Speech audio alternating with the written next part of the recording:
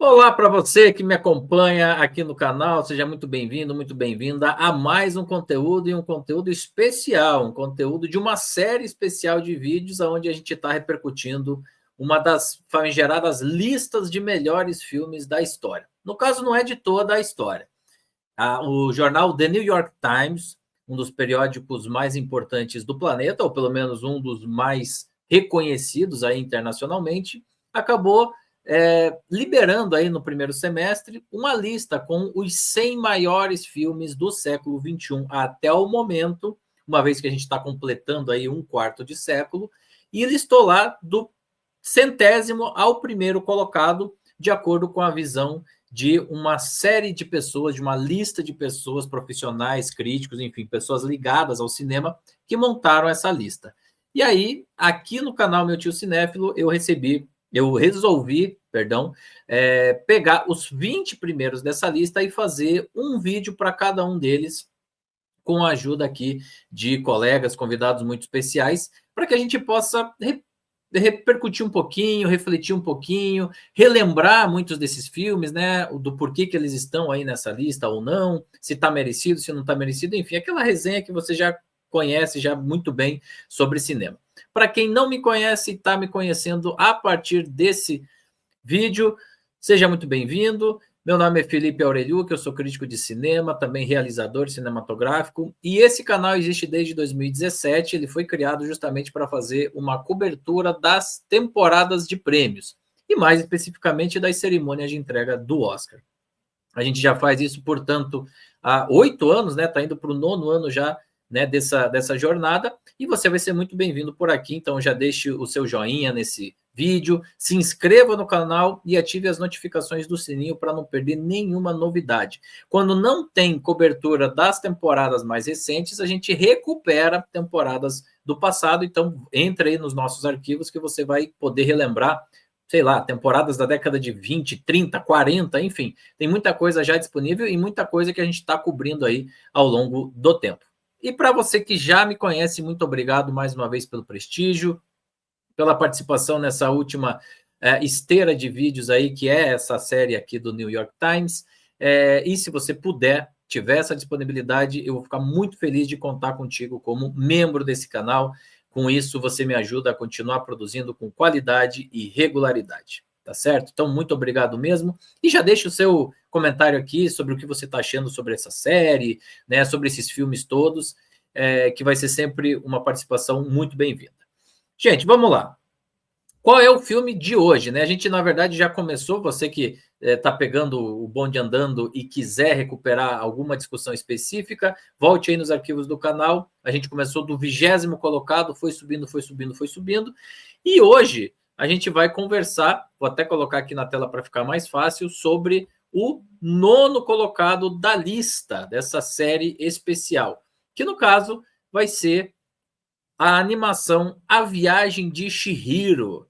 Isso mesmo, né? Desses 20 primeiros filmes, a gente não tem nenhuma animação além dessa. Então, é a única animação que ficou aí entre os 20 melhores filmes aí, segundo essa lista. A Viagem de Chihiro, que é um filme japonês, né, que foi lançado lá no Japão no ano de 2001, mas eu coloquei ali 2002 porque é o ano que ele se tornou elegível para efeitos de temporada de prêmios de Oscar. Né? Como esse é um canal que sempre segue a trilha aí dos prêmios, né, e principalmente das cerimônias do Oscar, então fica essa referência do ano de 2002, ainda que o filme no Japão tenha estreado ainda no ano de 2001. O responsável pela direção é ninguém menos do que Hayao Miyazaki, um dos maiores animadores da história do cinema. Enfim, está aberto a debates, né? Essa questão de quem seriam os outros aí concorrentes dele, mas de qualquer forma ele é certamente um dos maiores aí de todos os tempos. Esse cartaz que você está vendo aí é o cartaz original lá do Japão, tá? Nos Estados Unidos e aqui no Brasil veio uma outra versão, mas lá na época no Japão esse foi o cartaz de trabalho. Eu sempre gosto de fazer uma ficha corrida aqui dos nossos filmes, né, ao longo dessa série, então tá aí, né, o conceito desse filme. Segundo o Rotten Tomatoes, que é um agregador de crítica, né, de críticos de cinema, ele tem uma avaliação positiva de 96%, uma nota aí muito, muito, muito alta. Segundo o Metacritic, que também é um agregador da crítica, a nota é 96 numa escala que vai de 0 a 100, também, enfim, empatado aí com o Rotten Tomatoes, e no IMDb, que é um público mais diversificado, não é só de críticos, não é só de especialistas na área, tem também muito voto de público, aliás, a maior parte dos votos são do público. Esse filme tem nota 8,6, e é uma nota altíssima, gente, é muito difícil você ter notas aí acima de 8, 8,5 na plataforma do IMDb. Mas esse filme conseguiu, inclusive, no momento que a gente está gravando aqui, né, no caso aqui, a gente está gravando no início do mês de outubro de 2025, esse é o 31º filme mais bem avaliado do IMDb de todos os filmes. Claro que essa é uma lista muito dinâmica, a qualquer momento pode subir ou descer, mas enfim, de todos os filmes que a gente já passou até aqui, nessa série do New York Times, esse certamente é o que tem os maiores conceitos, não só pela crítica, como também aí pelos votos do público no IMDb. E se a gente pegar a ficha corrida do desempenho comercial dele, ele recebeu na época, né, ele teve disponível para ele um orçamento de 19 milhões de dólares para a produção desse filme, e a bilheteria global foi muito superior a isso, né, mais de 10 vezes isso, 274,9 milhões de dólares, quase 275 milhões de dólares, sendo que quase tudo isso foi conquistado em qualquer outro lugar que não os Estados Unidos, né? Estados Unidos, que normalmente corresponde a uma fatia grande aí das bilheterias dos filmes que chegam nas temporadas de premiação. Nesse caso aí, só contribuíram com 3,8% dessa bilheteria, né? Então foi uma quantidade baixa. No entanto, essa arrecadação internacional poupuda aí de quase 275 milhões fez desse o 15º filme mais assistido lá do ano no caso, 2001, porque ele estreou em 2001, porém ele só se tornou elegível para a temporada de prêmios porque ele estreou no dia 20 de setembro de 2002 lá nos Estados Unidos. Então, e aí aqui tem até uma curiosidade, esses são números do mercado norte-americano, mas no Japão ele estreou mais de um ano antes, ele estreou em julho de 2001 e ele ele ficou 11 semanas seguidas em primeiro lugar nas bilheterias, tá? Então, assim, é uma coisa absurda o desempenho que ele teve na sua terra natal, lá no Japão, né? A viagem de Chihiro. Bom, dito isso, vamos voltar aqui, né, para a gente poder falar um pouco mais, de uma forma mais aprofundada, e como sempre, eu não estou sozinho, eu sempre tenho aqui a companhia de alguém, de algum colega, algum amigo que sempre me acompanha aqui, né, nos outros conteúdos do canal, e mais uma vez eu tenho a alegria de receber ela, que já esteve conversando comigo aí de outros filmes aqui dessa série, e que está retornando aqui, ela que é jornalista e crítica de cinema, Aline Guevara. Aline, bom dia, boa tarde, boa noite, como é que você está? Olá, Felipe, bom dia, boa tarde, boa noite. Estou ótima, estou felicíssima por estar aqui falando, sobre a viagem de Chihiro. Como você falou, é a única animação que a gente tem aí na lista dos 20, né? E que animação, né? Eu realmente estou bem animada para poder começar a discussão sobre ele. É um filme que me toca bastante e que tem uma história comigo. Olha, queremos saber de tudo, queremos saber dessa história toda aí, ao longo aí desse papo. E você, gente, também, né, ao longo aí do papo, fique à vontade aí para deixar seus comentários aí, enfim, as suas percepções também sobre esse filme. Então vamos lá, Aline, começando aí já de cara, falando do fato de ser a única animação. A animação, muitas vezes, eu acho que a gente foi doutrinado aí pela animação ocidental, mais especificamente pela animação norte-americana, e mais especificamente pelas animações Disney, né, a entender, compreender como sendo um filme de criança, filme infantil, filme... a gente teve a tendência, e também não só pelos longas da Disney, mas também aqueles desenhos que passavam na TV, né, décadas de 80, 90, 2000, enfim. E aí, de repente, a gente cresce um pouquinho e entende que a animação é, na verdade, uma técnica diferente de se fazer cinema, mas que não tem nada a ver necessariamente com filmes serem infantis ou não. E muito disso se aplica, no caso aqui, ao filme que a gente vai conversar hoje, não é mesmo? Com certeza. O Guilherme Doutor que o diga, né? Porque 2, 3 anos atrás ele estava aí justamente defendendo isso com a sua animação Pinóquio, que também não é nada infantil, por mais que seja Pinóquio. Exato. E é isso, né? É uma técnica e a gente não só coloca, né, como algo que é mais infantil, por conta de colocar ele nessa caixinha, normalmente a gente coloca que a animação é um filme menor, né? Do que um filme que é filmado com atores e tudo mais. É uma pena. Mas e talvez explique por que a gente tem pouca animação nessas listas de melhores filmes, né? Mas temos Pois é, Chihiro. temos Chihiro e que é um excelente exemplar, na verdade, né, de tudo isso.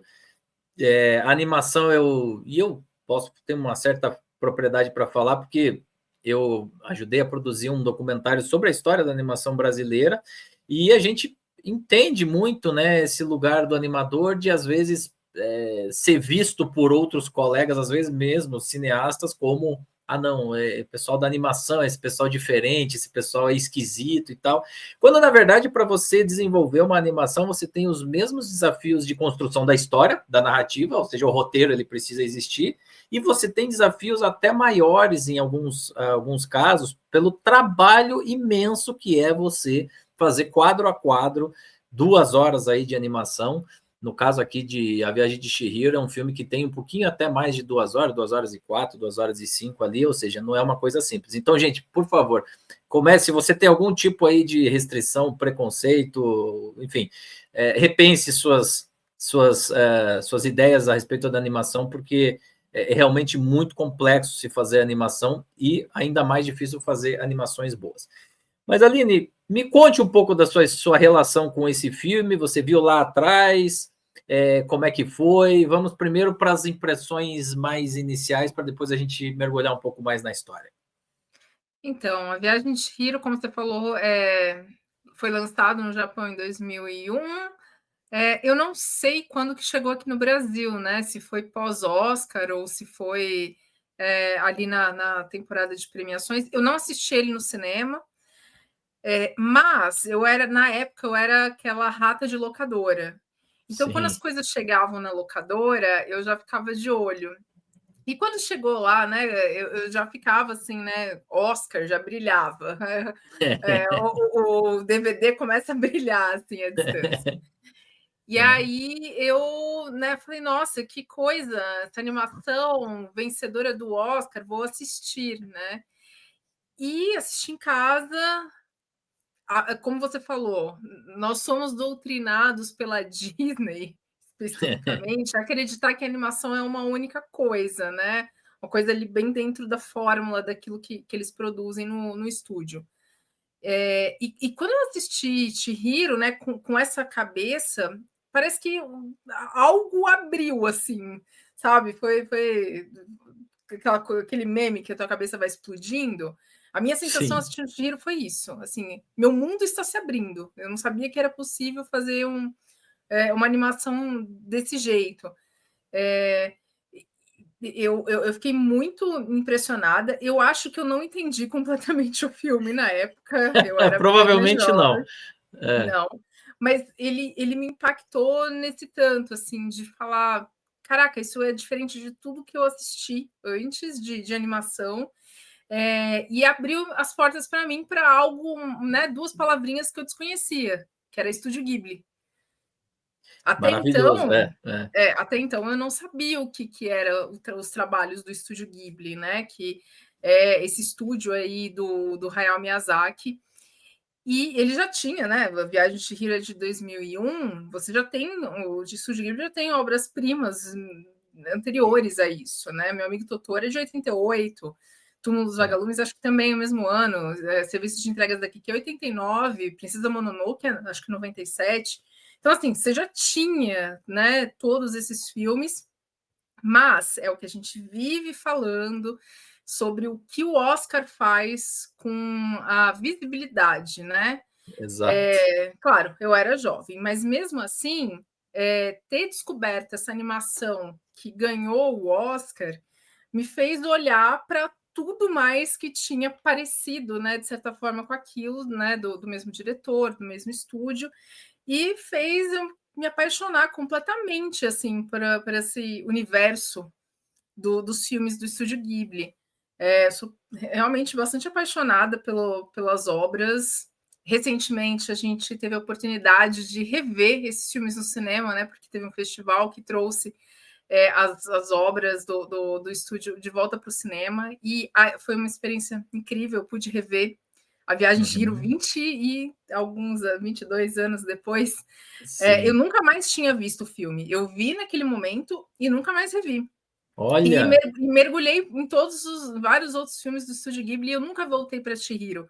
Então, né, a oportunidade de poder falar dele aqui no canal e também do festival que trouxe os filmes de volta para o cinema me fizeram assistir de novo esse filme 22, 23 anos depois no cinema. E foi uma experiência incrível, incrível, novamente. Minha cabeça explodindo de novo, mas algumas coisas ficaram, né, sem entender. Maravilhoso. E eu terminei ainda pensando, caraca, o que eles fizeram aqui foi muito diferente de tudo mesmo, assim. Não é, de dentro do estúdio, mas eu acho que quando a gente pensa no cinema de animação, cinema voltado para um público mais jovem, é muito diferente, assim. Eu vou falar um pouquinho sobre o que eu acho diferente, mas é isso. Você está diante daquilo, você sabe que aquilo é totalmente é. fora da caixinha, assim, do que outras pessoas fazem. E aí eu vou ir mais a fundo, né? Eu acho que não é só diferente em função dos desenhos fofinhos da Disney. Não é só uma questão da fofura do traço, ou, enfim. É a história mesmo, a apresentação, a maneira como você vê os personagens, a maneira como esses personagens têm a sua evolução, a maneira como o diretor consegue adicionar elementos fantásticos ali, né, ao longo da narrativa, a maneira como ele cria, enfim, analogias das mais diferentes, e a maneira também como ele, óbvio, é um filme japonês, né? Nós não somos japoneses, provavelmente tem coisas que nos escapam aí, né, da nossa Sim. sensibilidade, mas ainda assim a gente consegue ter um contato aí muito especial, talvez, com essa cultura, com esse mundo aí que talvez, né, esteja um pouco mais distante da gente, pelo menos geograficamente falando. Aline, é uma viagem, né? É assim, o Uma viagem. título é A Viagem de Chihiro, porque na verdade a gente está falando da história da nossa protagonista aí que vai fazer uma viagem, né? Basicamente é isso. Exato. E é curioso esse título e, né, essa premissa mesmo, porque a impressão que eu tenho do filme, e é uma impressão que eu tenho de vários filmes do Estúdio Ghibli, mas eu acho que em Chihiro isso fica muito evidente, é que quando a gente está começando a assistir o filme, se abre uma portinha para um mundo mágico muito, muito único, muito complexo, e você Sim, tem acesso a ele por essa portinha. Você pode até dar uma volta, mas você nunca vai conseguir ter a noção completa de quão amplo e quão complexo mesmo é esse universo até você sair dele e nunca mais voltar para ele.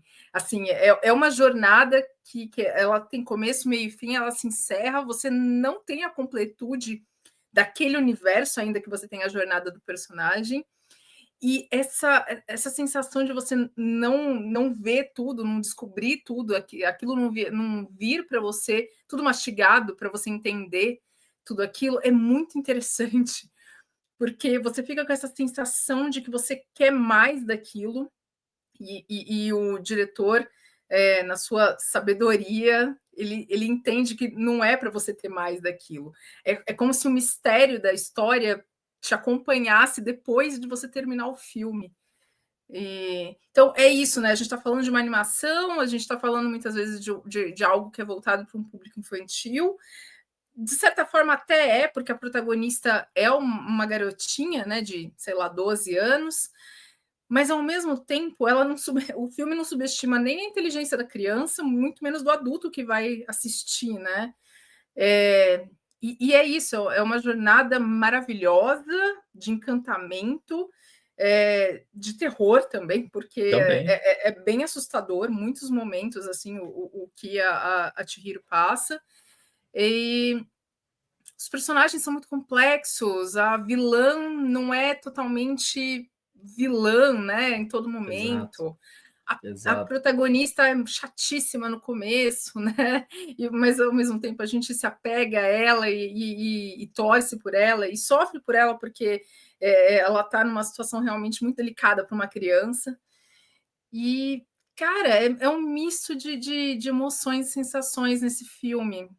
Eu acho que você falou uma coisa aí que me pega muito, e eu acho que para quem está assistindo e nunca está assistindo esse papo, mas nunca assistiu o filme, eu acho que é uma primeira grande lição, assim, ele não subestima ninguém que está assistindo, seja criança, seja adulto, seja adolescente, enfim, é um filme que ele está lá para apresentar os seus elementos, para apresentar os seus personagens e para apresentar um arco narrativo sem se preocupar naquilo ser bonitinho ou naquilo ser redondinho. Não, ele está expondo ali a história, a trajetória dessa nossa protagonista numa relação que é familiar, mas que vai entrar em mundos fantásticos, né? Que vai ter o contato com esses elementos que muitas vezes são assustadores, né? Os pais estarem ali na figura de porcos, por exemplo, né? Nossa, é terrível. É uma coisa horrorosa, é uma coisa terrível, né? Ainda mais para uma criança e tudo E a mais. animação, ela não é bonitinha, eles não viram porcos bonitinhos, eles viram porcos horríveis, nojentos, né? Exatamente, não é o porquinho, o baby É. lá da.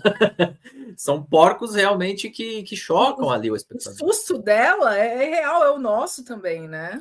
Exatamente. Então, mas assim, mas aí a gente eu acho que vai demorando, e aí é uma coisa que eu senti, né, ao assistir, Aline. Eu acho que você lá em 2001, 2, 3, quando você assistiu, deve ter sentido isso, e talvez isso se reforçou agora mais recente. A gente, num primeiro momento, a gente fala assim, nossa, que coisa diferente, nossa, não esperava isso, não esperava isso, mas aí chega num ponto, não sei você, mas chega num ponto que você já está dentro ali. E aí você vai, e aí você vai, e a história vai te levando, e você vai meio que se conectando, não só com a personagem, que você, como bem colocou, ela é até um pouco impertinente no início, chata mesmo, mas ali depois você fica ali imerso naquele universo e entra, né, naquela história. E aí tem cenas lindas, oníricas, né, do voo, que acho que é a cena mais conhecida, né, dela ali voando e tal. Enfim, apesar de ter elementos terríveis ou feios ou desconfortáveis, mas é um filme bonito, não é, Aline? É isso, né? Ele é muito uma essência da fantasia, né? Que te traz um encantamento, mas ele também pode te assombrar no mesmo nível, assim. Então, ele trabalha os elementos fantásticos realmente numa forma máxima, diferente de o que acontece às vezes em filmes que são mais voltados para crianças, porque não podemos assustar as crianças, não é mesmo? É, e não é verdade, a criança gosta de tomar susto, ela gosta de ser assustada, até porque faz parte do amadurecimento, né? Essa ter contato com essas coisas que tiram a criança da zona de conforto dela, justamente nesse processo que ela vai amadurecendo. É isso que acontece com a Chihiro. Acho que é por isso que a gente se envolve, né? Ainda que a gente não se apaixone pela personagem de início, eu acho legal a gente não se apaixonar por ela. Né? Seria mais fácil se a gente tivesse essa conexão muito forte inicial com ela. A gente cresce junto com ela. A gente vai acompanhando o crescimento dela e é nesse apego com a personagem que eu acho que a gente se envolve na história, lógico. E todo o mistério que envolve essa magia toda, esses personagens, como que funciona aquela casa de banho. Casa de banho, que é uma coisa que a Casa gente de não tem no banho. Brasil, né? Não. para os japoneses deve ser uma coisa realmente muito mais próxima. Para a gente é tudo alienígena. E tem muito essa questão do amadurecimento, né, Aline? Você falou bem aí, eu acho que também é uma história de, no fundo, eu acho que talvez no BG, é uma história de amadurecimento, porque a Chihiro, ela tá ali numa situação onde ela é obrigada a enfrentar, né, tudo aquilo ali, e ela acaba amadurecendo, não tem jeito. Então, ela é justamente esse, acho que o lance da viagem, né? Ela está num momento de vida que, se a gente for bem empático com ela, ela está no direito dela de estar impertinente, de estar chata, de estar reclamona, porque é isso, ela está sendo tirada, né, da cidade dela, com certeza ela não foi consultada, como criança não é consultada, e aí, quer fazer uma mudança? Não. Então, ela está num momento de vida justamente que exige que ela tenha esse forçadamente um amadurecimento, que talvez ela nem tivesse preparada para passar, mas por conta das situações da vida ela precisa. E aí, né, cria-se toda essa narrativa dela num mundo desconhecido, num mundo desconfortável, num mundo que provoca mais sustos e mais situações ruins do que necessariamente encantamentos, mas o encantamento chega também, e muito pela mudança da postura dela, né? Que vai tendo que se adequar para se posicionar naquele mundo de uma forma segura, e vai se abrindo também para aquelas pessoas novas, né? É muito um paralelo que seria realmente dela chegando numa cidade nova, tendo que fazer novas amizades, tendo que se adequar a uma nova realidade. E ele faz isso, né, da maneira fantástica, né? Pois é, e esses elementos fantásticos, né, Aline, eles são muito relacionados com a cultura folclórica japonesa, né? Então, todos aqueles, vamos lá falar no português mais popular, aqueles bichos estranhos que aparecem no meio do caminho, né? Aquelas criaturas estranhas, no fundo elas estão relacionadas a essas divindades, a esse folclore japonês. E então é isso, ele não escolhe o caminho do bonitinho, eu entrei numa escola nova que os menininhos, as menininhas não gostam de mim, ficam fazendo bullying em mim. Não, ela precisa, na verdade, enfrentar a vida, né? E tudo ali tá representado por essas criaturas mitológicas, folclóricas, e aí a gente fica um pouco no primeiro momento, pô, mas que negócio é esse? É isso, cara, porque a vida é um pouco isso aí mesmo. Vai aparecer uns bichos estranhos na nossa frente, que são você não os sabe o que vai desafios, né? fazer. Exato, e é isso, no fundo é isso. Então, por isso que é um filme não só de criança, mas mais até de adulto do que de criança, né? Para todo Mas mundo. eu acho que a gente acaba aproveitando ele um pouco mais, né? Entendendo um pouco mais como adulto, mas olhando também para a nossa infância, né? Para essas mudanças que a gente teve que passar. Eu gosto muito de perceber a mudança na Chihiro, assim, como o que faz diferença para ela, né, ir amadurecendo, ouvir, né, as outras pessoas, que é meio básico, e eu acho que na cultura japonesa isso também é muito forte, né, de você Sim. ouvir os mais velhos e tudo mais, mas principalmente dela ser gentil, a gentileza dela com essas criaturas estranhas, né, muitas vezes medonhas, acaba mudando a maré das coisas pro lado dela, assim. Em todos os momentos que ela consegue ser gentil, ela avança de uma maneira positiva, né? Porque ela faz conexões verdadeiras com essas criaturas que, né, respondem a gentileza com a gentileza também. Exato, né? Tem esse lado, né? Na verdade, é uma troca, né? Ela se depara com aquilo, não entende, ou vai entendendo conforme, né, ela vai convivendo ali, e isso gera uma consequência sempre positiva, né? Sempre construtiva, não diria positiva, mas construtiva. De alguma forma, ela evolui com aquilo, né? Sim, a Chihiro que termina o filme é muito diferente da Chihiro chorona que começa, né? Então é muito bonito de ver assim a transformação da personagem. Eu até estudando, revendo, porque, a exemplo de você, Aline, eu tinha assistido lá atrás também, eu não tinha revisto, né? Fui rever para a gente poder conversar, e aí fui estudar também, né? Além do filme, algumas declarações lá que o Miyazaki já deu a respeito desse filme, e ele falou, inclusive, né, que essas criaturas folclóricas, né, ele trouxe isso porque é algo que fez parte da vida dele.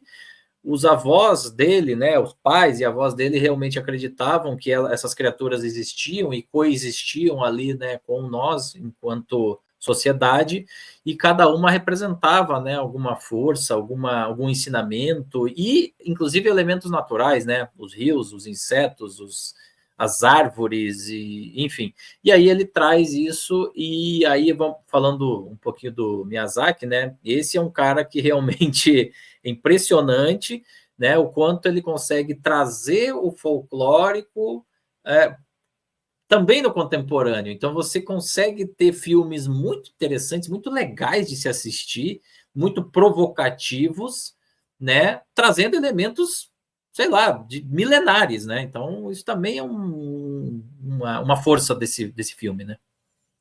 Que é uma questão, inclusive, na sociedade japonesa, né? Eles têm uma divisão muito grande entre aquilo que é muito tradicional e aquilo que é modernidade. O Japão é um país repleto de tecnologia avançado e tudo mais, mas eles têm uma tradição muito forte também. E a gente vê isso nos filmes de uma maneira quase que contraposta, né? É, O que está muitas vezes no interior, né, que corresponde à questão da tradição deles, e os centros urbanos, né, onde está a tecnologia. E é interessante você trazer isso, porque realmente parece que o Miyazaki ele costura isso como se não houvesse uma divisão, né? pois Quando é. muitos veem uma divisão, ele não vê. Para ele está tudo meio interligado. Acho que independente das mudanças pelas quais o país está passando, ele continua vendo como uma parte muito intrínseca da sociedade japonesa. E eu acho que isso tem muito a ver também com a defesa clara, né, das ideias do Miyazaki em relação à natureza, né? A gente vai para outros filmes do Estúdio Ghibli, outros filmes dirigidos pelo Miyazaki, e ele tem essa temática forte, né, de como a natureza é uma força presente, é uma força que está sendo atacada e destruída pela ação humana, precisa ser preservada, mas como ela também está muito conectada com essa tradição japonesa de espíritos, como você falou, espíritos que representam rios, que representam florestas. Então, a gente tem. Eu acho que é por isso que ele não dissocia, porque se ele acredita que isso está tão intrínseco em algo que é necessário para o nosso dia a dia, que é o meio ambiente, que é a natureza, ele traz isso de uma forma orgânica. Então, a gente... Com certeza, não, concordo 100%. E uma outra coisa que eu acho que o que eu quero destacar aqui desse filme é a plasticidade, né? Porque é uma profusão ali de cores, né? São cenários ali muito bem desenvolvidos. De novo, não são os bichinhos fofinhos, mas nem por isso deixa de ter um encantamento por parte, eu acho, do público por aquele visual. Nossa, que coisa diferente, nossa, que coisa desagradável no sentido de, né, pô, estranho isso aqui, mas está bem desenhado, né? Até para você desenhar alguma coisa que seja assustadora, você tem que desenhar bem, né? Afinal de contas, ele tem que ser assustador sem parecer tosco. E esse é um filme lindo, lindo, lindo, lindo em todos os sentidos, poético. Os elementos eles estão muito, os traços são muito fiéis à sensação que eles representam ali para a narrativa. Então, assim, é um trabalho de animação tão bom, tão apurado quanto o trabalho de roteiro e de direção. Não sei se você concorda. Totalmente. Apesar de ter visto o filme há muitos anos, né, da primeira vez, eu lembrava com muita clareza de algumas sequências. Uma sequência que ela está correndo num campo, assim, né, que vão passando coisas ao redor dela, e aí a animação ganha uma agilidade. A cena do voo, como você falou, acho que é uma das É a lembranças. cena, né? É a cena, né, da queda, né, para depois virar voo. E ao mesmo tempo que ele trabalha essas sequências animadas, que os personagens estão muito ágeis, o personagem do Rako, às vezes, tem essas explosões de velocidade, né, no filme, você tem aquelas sequências em que tudo parece que parou, né? Quando ela está no trem lá, viajando. Tem esses contrastes muito intensos dentro de A Viagem de Chihiro, que você vai percebendo a qualidade da animação, assim, do impacto dela. Ele vai no ritmo próprio, né? Exato. Mas ao mesmo tempo ele consegue desde fazer uma cena, né, super tranquila, parada, em que você vai ficar mais ali apreciando a paisagem, quanto uma cena que os personagens eles estão fazendo movimentos muito rápidos, indo para lá e para cá, fora a quantidade de detalhes chega a ser assim, você não sabe para onde olhar em determinados momentos. Então, é isso, é uma qualidade de animação, mesmo dentro do que o Estúdio Ghibli propõe, que são realmente coisas muito elaboradas. Eu acho que Chihiro está num patamar diferenciado nesse sentido. Aí eu vou Talvez. concordar contigo, Aline, porque assim, se você... façam esse teste, vocês que estão nos acompanhando aqui agora. Prestem atenção em animações, até em outras animações do próprio estúdio, e vejam como normalmente os cenários eles tendem a ser elementos mais neutros, né? Os elementos que estão no primeiro plano, eles costumam realmente ser muito bem animados, ter uma exuberância ali bacana e tal, mas a tendência é que os elementos do fundo sejam mais neutros ali, eles não tenham muita função visual. E isso não é só no Estúdio Ghibli, até mesmo Sim. Disney, até mesmo Warner, até mesmo DreamWorks, tá? Não, isso aí não é só coisa... Agora, esse não. Esse aí parece que todo frame é todo muito bem trabalhadinho, né? Eu acho que é nisso que eu fico com essa sensação, assim, de que a gente alcança esse mundo de uma forma muito rasa ainda. É como se a gente, sei lá, estivesse num lago, assim, do que é esse universo, e a gente consegue pegar uma colher de chá dele. Pois é. Porque a gente não consegue, nem visualmente a gente consegue absorver tudo aquilo que a gente está vendo em tela. Quem dirá compreender, né? E realmente entender a fundo aquilo que está acontecendo ali. Então, é muito legal realmente perceber que eles fazem isso visualmente. Não, com certeza. É uma coisa... Aí é que tá. Quando você começa a decupar o filme, né, você começa a realmente ver, né, todo esse valor, toda essa riqueza. Eu acho que uma palavra boa para falar desse filme é riqueza mesmo, né? De riqueza de criação, de cenários, de personagem, de história, de alegorias, de paralelos que ele traça também. Se você começa a entrar mais ao fundo, né, na história, você vê, né, além da evolução da personagem, você tem ali, né, uma questão de sociedade, você elementos de natureza, como você bem falou. Eu vi algumas análises até de críticos aí, colegas nossos falando em crítica ao consumismo, enfim, outros temas, né, que a gente pode lançar, né, a luz a elas e que vão se aplicar aqui. Então, no fundo, e isso é uma coisa que eu já tive essa sensação desde a primeira vez que eu assisti, eu acho que para a gente conseguir talvez absorver melhor, tem que assistir umas 2, 3 vezes, né, Aline? Uma vez só não é o suficiente, né? E olhe lá, viu? E olhe lá. Eu fico imaginando como é que foi a concepção desse filme, assim, porque eu tenho certeza que o material que foi utilizado como base, né, sei lá, a Bíblia que eles têm sobre o universo de Chihiro, deve ser uma coisa imensa, deve ser uma coisa, sabe, bem mais aprofundada do que... Porque eles precisam disso para criar, inclusive, o visual do filme, para criar o visual dos personagens. E, e é isso, né? A gente... retomando isso, eu acho maravilhoso que a gente não compreenda tudo, sabe? Que a gente saia com essa coisa de eu vou assistir 2, 3, 4 vezes e eu saio no final, eu não vou entender a personagem, que eu esqueci o nome, a Baba A Baba Baba lá, Yaga, que é o. Acho que é que é Yaga. a dona ali da casa de banho, né? Eu não vou E o entender Baba, completamente. é isso. E o Não, Baba eu acho que é em inglês, né? Sei lá. nossa, Mas Baba Yaga é o John Wick. é isso. Mas a gente não vai entender completamente a irmã dela, né? Que obviamente tem uma relação complexa ali. A gente não vai entender totalmente o que aqueles espíritos estão fazendo.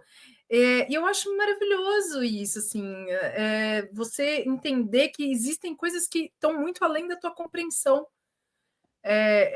O filme coloca isso, existem coisas muito maiores do que você, sabe? Muito maiores do que a Chihiro, que estava ali, tadinha, só tentando sobreviver, conseguiu. É, Exato, exato. e tá tudo bem, assim, né? Isso também vai servir de aprendizagem para você. Eu tenho essa coisa um pouco com a vida, né? Com a minha maneira de enxergar, assim, o mundo que eu tento ficar em paz com um monte de coisas que eu sei que eu não vou ter resposta, sabe? Eu Boa. acho que Chihiro traz um pouco disso, assim, tipo, existem muitas coisas no mundo que vão fugir da tua compreensão, e tá tudo bem. Às vezes você pode até se maravilhar com elas, né? Isso pode fazer bem. Muito bom. E você vai sair daquilo e tá tudo certo. Vai ficar aquele gostinho de quero mais, aí você revê o Claro. filme. Aí você revê o filme, muito bom. Agora, Aline, qual é o seu palpite? Porque eu acho que é muito difícil, né, da gente responder essa pergunta, mas eu passei ali no slide, no início aí, né, do nosso papo, né, uma coisa que é muito difícil, que é você ter uma aclamação crítica altíssima, quase perfeita, enfim, nota 96 de 100, e uma aprovação pública, do público também, enorme, né? 31º de todos os tempos do IMDb, pela pesquisa que eu fiz aqui, ele já na época lá, ele se tornou a maior bilheteria, agora já passaram, mas na época ele foi a maior bilheteria da história do cinema japonês, o Titanic era a maior bilheteria no Japão, né? Não do cinema japonês, mas no Japão. Titanic era a maior bilheteria e A Viagem de Chihiro ultrapassou ali com uma certa folga, inclusive. Como é que a que você reputa um filme ser tão aclamado pela crítica e também pelo público? Porque normalmente uma coisa não está tão casada com a outra, né? Sim, sim. É verdade, é verdade. A gente tem essas dissonâncias. Você sabe que me surpreende a princípio, olhando que o público. Porque é fácil a gente pensar, não, olha o tanto de elementos cinematográficos que temos, a crítica está muito bem servida, obrigada. Mas que às vezes são coisas que não têm o apelo popular tão grande quanto tem para alguém que tá olhando com um olhar mais analítico, né? Mas eu Sim, acho que, para além de tudo isso que a gente está falando, né? Essas complexidades todas de animação, de roteiro, de personagens, eu acho que existe uma coisa dentro do cinema do Estúdio Ghibli. Mais uma vez, eu vou expandir isso para além de Viagem de Chihiro, sim, mas que são essas histórias que nos conectam profundamente assim com os personagens, com a jornada deles, e com esse mundo que eles criam. Não sei, assim, é uma conexão que às vezes a gente não entende, uhum, mas que a gente sente, assim. Não sei explicar isso com o Chihiro, justamente porque eu acho um filme muito, muito complexo, até para os moldes do estúdio. Mas são filmes que eu acho que tratam crianças, jovens, seres humanos de uma maneira muito humana. São dilemas muito universais. Todo mundo passa pelo tipo de amadurecimento que a Chihiro passa, todo mundo passa pelas dores que a Kiki, no serviço de entregas, a Kiki passa. Eles são filmes que como eles misturam gêneros, né? Eles têm essa parte da fantasia, do encantamento, do terror,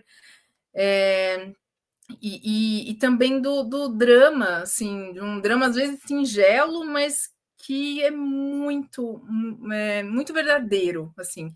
Eu acho que é exatamente isso que os filmes do Estúdio Ghibli fazem. Eles capturam algumas emoções muito humanas, alguns momentos muito humanos, mesmo dentro, às vezes, de uma história mais singela. É isso. A Chihiro, ela passa por uma transformação que todos nós passamos num certo nível. E enxergar isso na personagem, é legal enxergar isso quando você é jovem, criança. Eu tenho a impressão que eu me senti, apesar de eu ter amado o filme, eu me senti menos conectada com ele quando eu era menor do que eu me sinto hoje. Sem dúvida. Porque eu acho que a gente consegue ter essa olhar, né, para quem nós fomos, para as mudanças que a gente passou, com mais clareza quando a gente é mais velho. Então, talvez venha disso também, né, essa conexão com o público adulto, porque né, nem sempre as animações, por mais que a gente. É isso, a animação é técnica. Sim, existem muitas animações voltadas para um público infantil que não necessariamente atinge o público adulto com a mesma intensidade, né? E a Viagem de Chihiro faz exatamente isso. Ela se conecta com crianças, de certa maneira também, mas ela se conecta com o público adulto de uma forma muito intensa. Então, aí quem que vai votar lá no IMDb? Cara, eu concordo com tudo isso. E eu acho que isso, na verdade, poderia fazer um corte disso que você falou para incentivar as pessoas a assistirem os outros filmes também, do estúdio, não apenas, né, A Viagem de Chihiro. Mas eu achei muito bom essa deixa que você deu para explicar um fenômeno. Na verdade, boa parte desses números todos aí que o filme teve, de bilheteria lá no Japão, né, são do mercado japonês. Ele foi realmente um fenômeno. Imagina, gente, é a mesma coisa que, sei lá, que tivesse um animador aqui no Brasil que fizesse com um desenho mais bilheteria que o Titanic fez aqui no Brasil. Assim, é uma coisa de maluco. Claro que o Miyazaki, ele já era reconhecido, ele já era respeitado, tanto que o orçamento desse filme, a gente viu ali no início, 15 milhões de dólares, não é para qualquer um, não é qualquer um que tem essa moral lá no Japão, mas ainda assim, vamos lá, feito esse parênteses, eu vou colocar aqui na tela o desempenho dele na temporada de prêmios, que foi basicamente um só, e não precisa mais do que isso, né? Ele venceu aí o Oscar em 2002/2003 na categoria Melhor Longa de Animação. A foto que está aí é da Cameron Diaz, por quê? Porque o Miyazaki não estava presente lá na cerimônia, e quem apresentou o prêmio foi a Cameron Diaz. Na época lá a gente tinha como indicados 5 longas-metragens de animação, sendo que um deles, inclusive, tinha um pouco a ver com o Brasil, que é A Era do Gelo, né? A Era do Gelo foi um desses filmes longas animados. A gente tinha também o Lilo Stitch, a gente tinha o Spirit, Corcel Indomável e Planeta do Tesouro, né, que eu acho uma tremenda bomba, um filme bem ruim aí da Disney, pouca gente até se lembra desse filme, mas enfim, eram esses os 5 indicados, e o filme ganhou melhor longa de animação. Na época foi uma surpresa imensa, acho que ninguém esperava, eu acho que o pessoal ali estava, muita gente estava esperando Era do Gelo, principalmente, mas ali em segundo, talvez o Lilo Stitch, não que eu acho que deveria, tá, mas eram os dois mais fortes ali, e acabou indo. E a partir daí, gente, aconteceu um fenômeno que realmente, a Aline falou isso no início, as coisas que só o Oscar faz pela carreira de um determinado diretor, de um determinado filme, de um determinado estúdio, né? Eu acho que o mundo se abriu para isso. A Disney, olha só que coisa irônica, a Disney, o John Lasseter, que era um dos cabeças da Disney, foi durante muitos anos, e responsável depois, né, por Toy Story, por esses filmes aí do 3D, ele gostava do estúdio Ghibli, ele foi uma das inspirações dele para a carreira dele, e ele falou, e na época ele já era um bambambam da Disney, ele falou assim, gente, por que a gente não distribui aqui nos Estados Unidos? Vamos distribuir, pô, o filme é mó bom, olha só, bombou lá no Japão, bora distribuir. Aí a Disney falou assim, pô, tá, vai, vamos botar. E eles botaram em poucas salas, tá? Foi um número limitado ali, 150 salas, que para um parque exibidor do tamanho do norte-americano é quase nada. mas com isso o filme acabou se credenciando, e aí depois que ele ganhou o Oscar, aí ele passou a ter um circuito de mais de 700 salas, depois que já tinha ganhado o Oscar, e dali para frente, todos os filmes do Estúdio Ghibli começaram a ser vistos de outra forma aí pelo público norte-americano e, inclusive, também pela academia. Tanto que o Hayao Miyazaki, ele não foi nessa cerimônia aí, mas depois ele seria indicado outras 3 vezes como melhor longa de animação e venceria um Oscar honorário em 2014. E aí sim, nesse caso aí, ele foi lá para receber, né, na cerimônia. E ele venceria de novo o melhor longa de animação agora, em 2023, ou seja, 2 anos atrás, por O Menino e a Garça, né? Então, do qual a Aline se lembra, inclusive, no último episódio que a gente... 3 episódios atrás, no último que a Aline esteve aqui comigo, a gente falou de Zona de Interesse, foi o mesmo ano em que Zona de Interesse ganhou melhor filme internacional, O Menino e a Garça ganhou melhor longa de animação. Então, olha só a mudança, né? O que o Oscar foi capaz de contribuir para que o mundo conhecesse Hayao Miyazaki e o Estúdio Ghibli, né? Então, a gente estava falando que eu fui assistir A Viagem de Chihiro no cinema recentemente, porque, né, fizeram um festival e trouxeram vários filmes do Estúdio Ghibli para os cinemas, e eu não tenho a menor dúvida que A Viagem de Chihiro foi um divisor de águas, assim, realmente na popularidade do cinema do Hayao Miyazaki, do Estúdio Ghibli. Então, é o que a gente fala, né?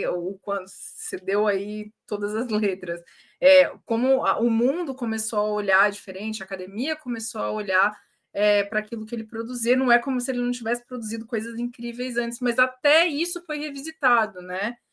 Exato.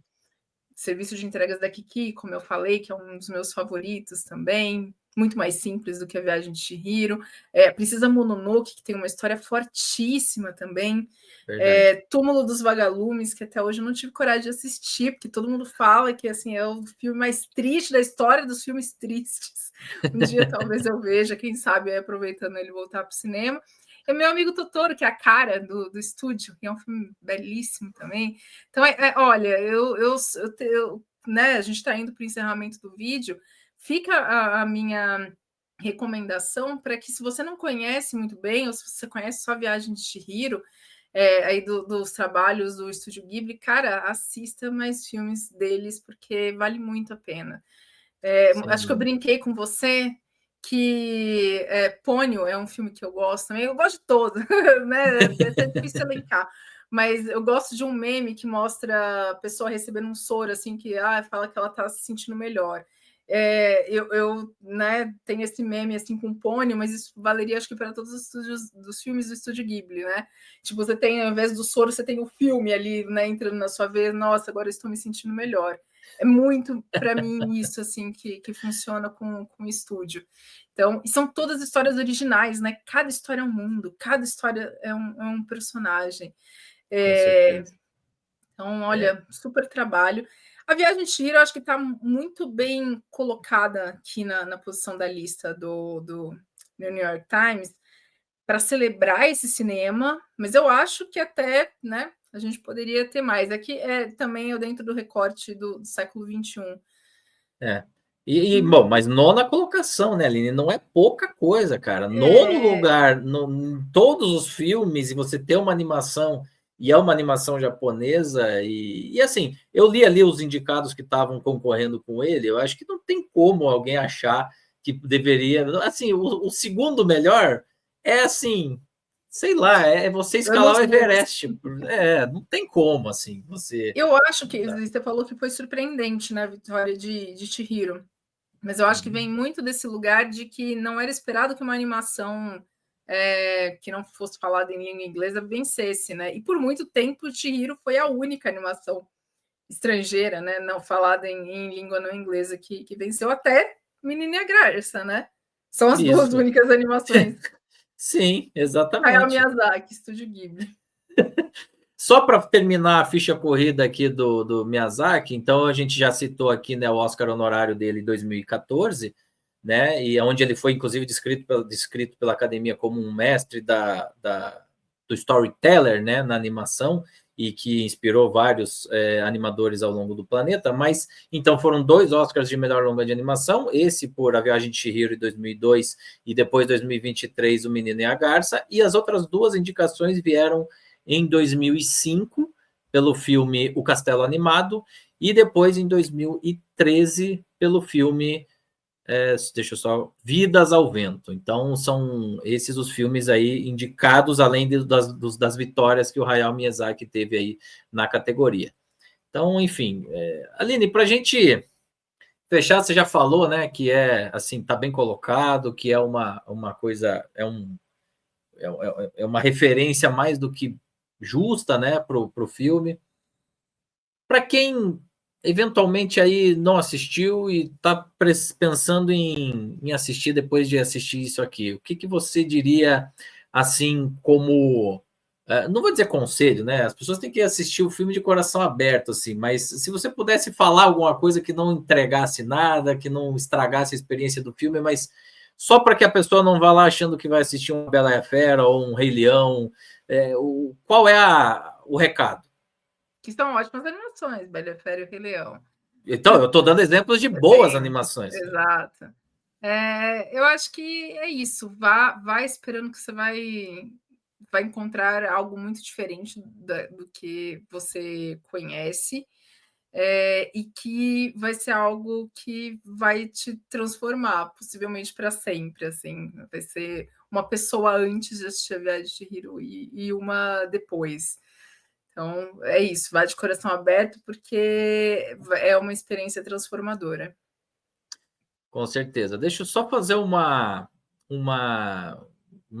correção aqui. A gente estava falando aqui, né, que foi a única, vamos dizer assim, animação, longa de animação que vencedor da categoria não falado em língua inglesa. Na verdade, temos aqui, nesse ano, Flow, nessa última temporada, sim, Flow ganhou, sim. que não é falado em língua Mas não nenhuma, tem na verdade. fala, não é falado. Não é falados. Sim. Não, mas é uma boa lembrança, assim, né? Então a gente tem 2 filmes japoneses, né? Os 2 do Hayao Miyazaki, do Estúdio Ghibli, e um filme letão, maravilhoso, inclusive.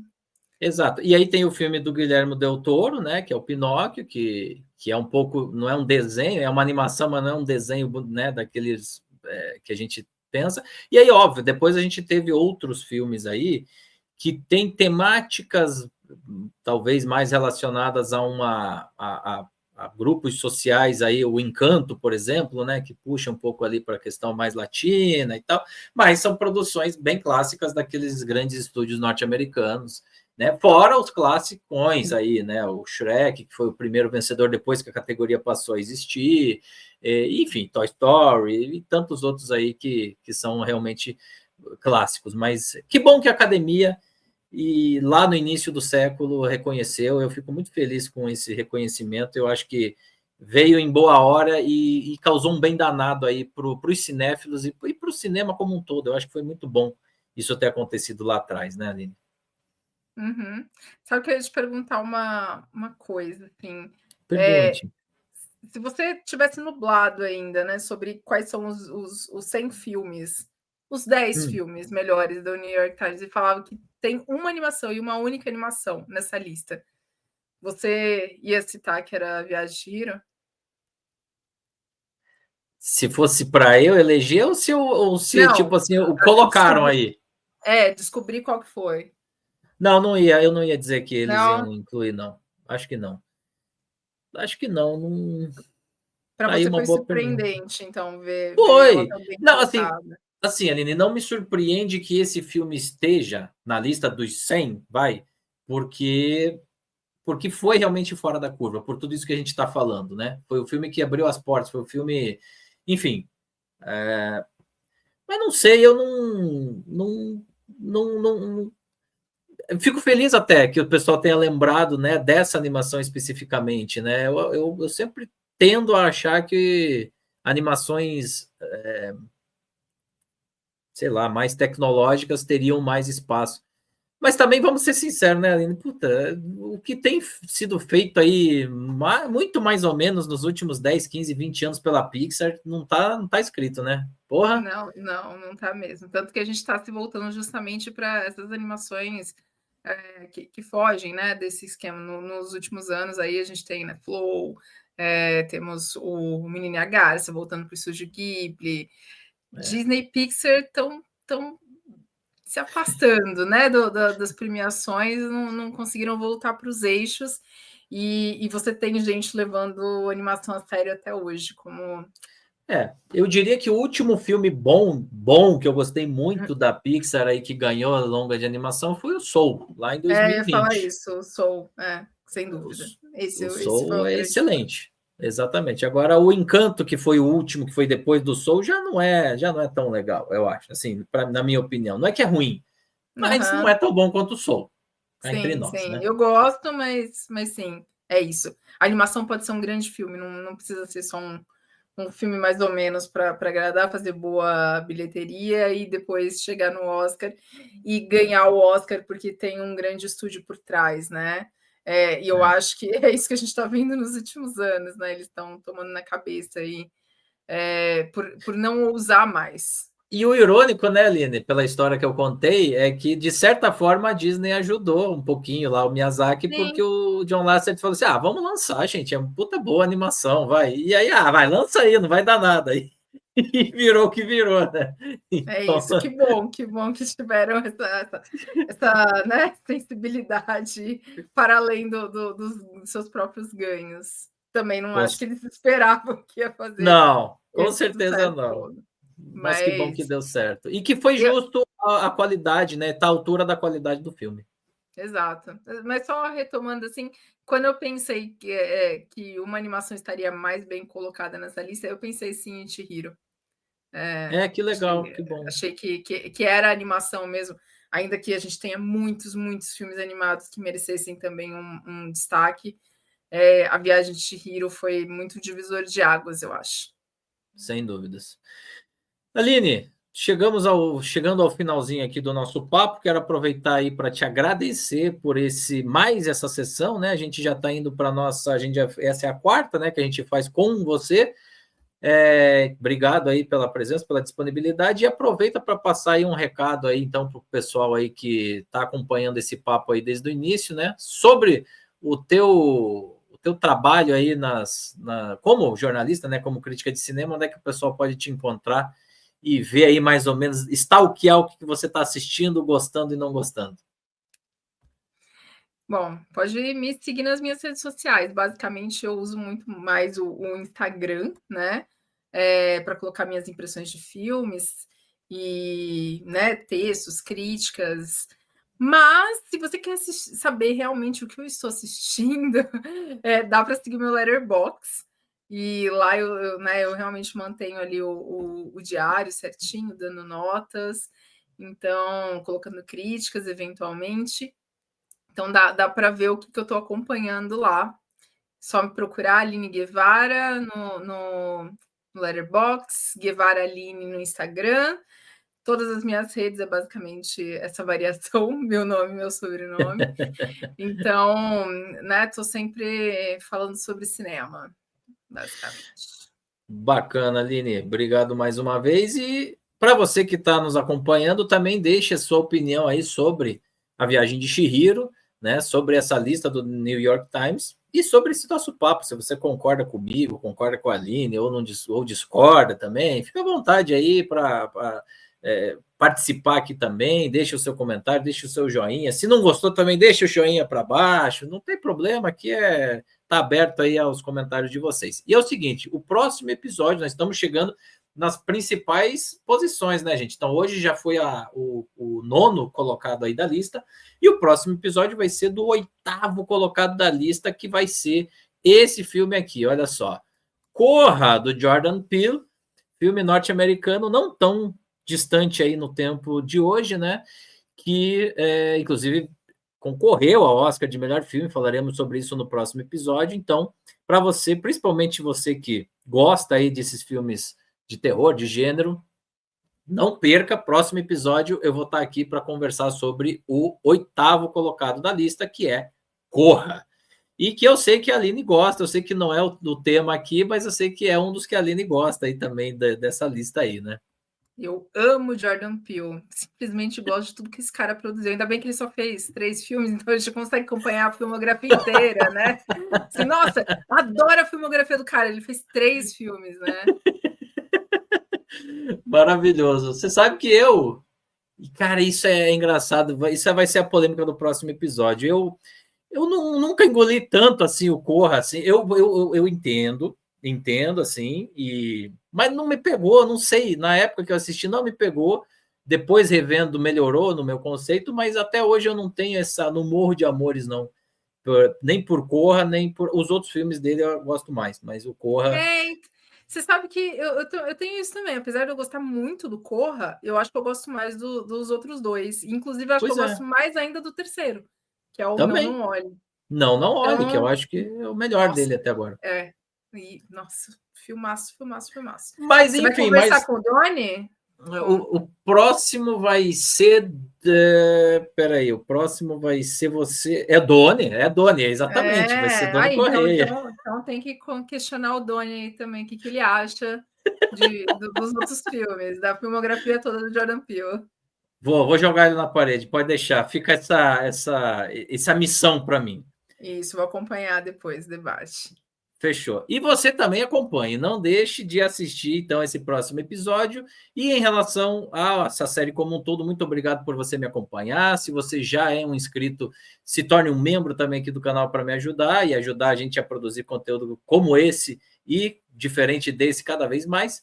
E se você não é inscrito, já se inscreva, ative as notificações no sininho e, claro, deixe sua participação, como eu já falei aqui outras vezes. Então é isso, gente. Muito obrigado por mais esse episódio aqui da série Melhores Filmes do Século XXI, segundo o The New York Times. Eu espero você, então, para o próximo episódio para a gente falar de Corra.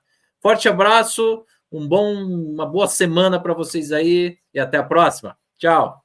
Até, tchau.